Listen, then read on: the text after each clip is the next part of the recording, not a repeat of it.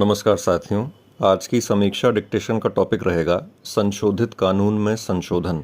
कुल शब्द होंगे 402। आपकी डिक्टेशन शुरू होगी 5 सेकंड बाद।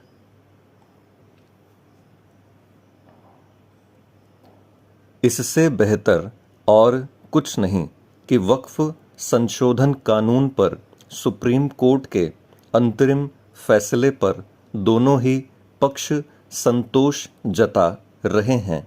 हालांकि अभी अंतिम फैसला आना शेष है, लेकिन दोनों पक्षों को संतुष्ट करने वाले अंतरिम फैसले से एक बड़ा लाभ यह होगा कि वे लोग निशस्त्र होंगे जो इस कानून में संशोधन को लेकर आम लोगों को बरगला रहे थे।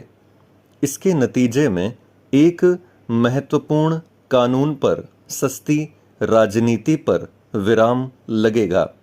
सुप्रीम कोर्ट का फैसला मोटे तौर पर वक्फ कानून में संशोधन की आवश्यकता को सही ठहराता है।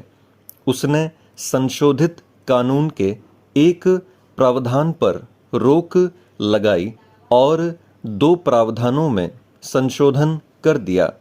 सुप्रीम कोर्ट ने स्पष्ट किया कि वक्फ बोर्ड के 11 सदस्यों में 3 से अधिक गैर मुस्लिम न हों और वक्फ बोर्ड का सीईओ यथासंभव मुस्लिम समुदाय से हो।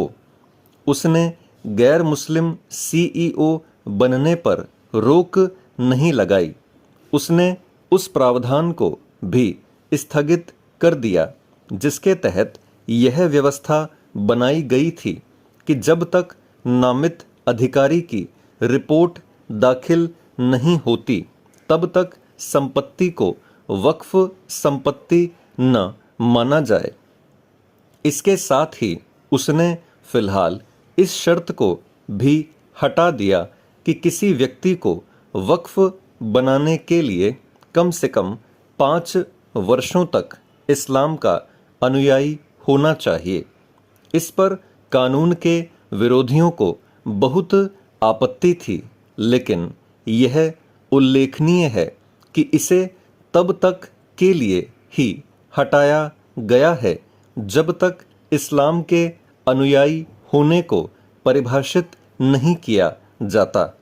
सुप्रीम कोर्ट के जिलाधिकारी को संपत्ति अधिकार तय करने के अधिकार पर रोक लगाकर एक तरह से सरकार को झटका दिया, लेकिन एक तो अभी यह अंतरिम फैसला ही है और दूसरे यह भी ध्यान रहे कि सुप्रीम कोर्ट ने वक्फ बाय यूज़र वाले प्रावधान पर इस कानून में बदलाव के विरोधियों को राहत नहीं दी। यह महत्वपूर्ण है क्योंकि पुराने कानून के अनुसार यदि कोई संपत्ति लंबे समय से वक्फ द्वारा इस्तेमाल की जा रही है तो ज़रूरी दस्तावेजों के अभाव में भी उसे वक्फ बोर्ड की माना जा सकता था।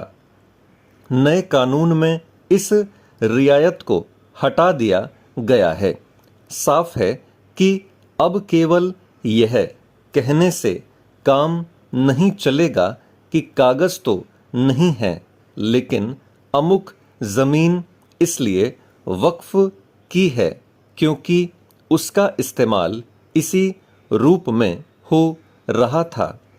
सुप्रीम कोर्ट का यह कहना भी महत्वपूर्ण है कि उसे वक्फ संशोधन कानून के सभी प्रावधानों को असंवैधानिक करार देने की कोई आवश्यकता नहीं महसूस हुई। स्टॉप।